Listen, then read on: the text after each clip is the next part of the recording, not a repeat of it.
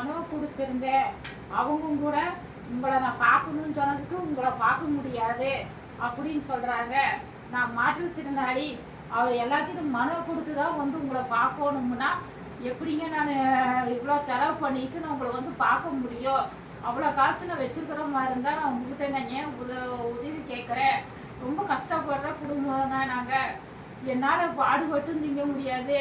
என் கையெல்லாம் பாருங்கள் எப்படி இருக்குதுன்னு. என்னால் வந்து எதுவுமே தூக்க முடியாது. நான் நவுந்து தான் நடந்துட்டுருக்கேன். உங்களுக்கு நான் பொய் சொல்லி உங்ககிட்ட நான் அப்படி வீடு வாங்கணும்னா நான் நேரில் வந்து உங்களை நான் பார்க்குறேன்ல, அப்போ தெரியும் இல்லைங்க நான் எந்த நிலைமையில் இருக்கேன் அப்படின்னு. நான் பொய் சொல்லியெல்லாம் வாங்கலீங்க. ரொம்ப நடக்க முடியல, நவுந்து போயிட்டுருக்கேன். ஆஃபீஸில் சொன்னதுக்கு உங்களை பார்க்க முடியாதுன்னு ரொம்ப திமிரில் சொல்கிறாங்க. எங்களுக்குன்னு நீங்கள் இருக்கீங்க, மாற்றுத்திறனாளிக்குன்னு நீங்கள் ஆட்சியில் இருக்கீங்க. நாங்கள் ஓட்டு போட்டு நாங்கள் உங்களை உட்கார வச்சுருக்கோம்.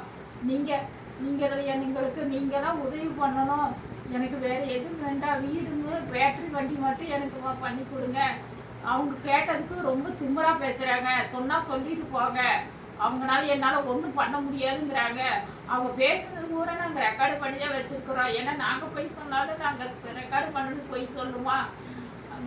உங்கள் ஸ்டாலின் ஆட்சியில் இருந்து இப்படி தான் பண்ணுறாங்க. எது உங்கள் ஆட்சி வந்திருக்கிறதுனால நீங்கள் எனக்கு பண்ணுவீங்கன்னு நான் உங்களை உறுதியாக நம்பிட்டு இருக்கேன். நீங்களும் என்னை கை விட்டுறாதீங்க. நீங்கள் கை விட்டுட்டீங்கன்னா நான் கடைசி நான் உயிரோடு இருக்க மாட்டேன். அது நான் வந்து இங்கே கூட பண்ணிக்க மாட்டேன். உங்கள் கண்ணு முன்னாடியே நான் பண்ணிக்குவேன். ஏன்னா உங்களால தான் நான் சாகுறேன்னு உங்களுக்கு தெரியணும்.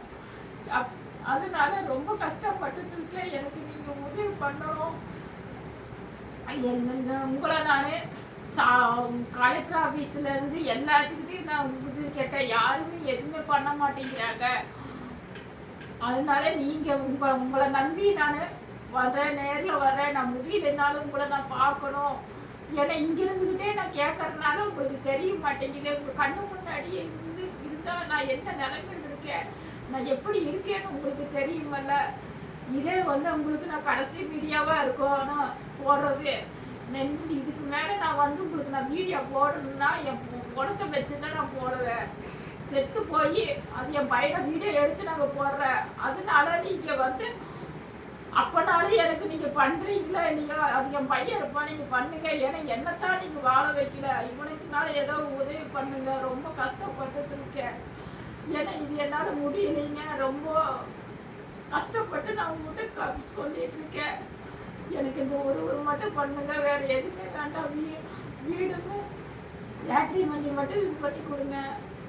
ஏன்னா எனக்கு ரொம்ப கஷ்டப்பட்டுட்டு இருக்கேன். ஏன்னா ஒவ்வொன்றுமே நான் வீடியோலாம் பார்க்கும் போதெல்லாம் கூட பிறந்தவங்களா நடிச்சுதான் உங்களை பார்த்துட்டு இருக்கேன்.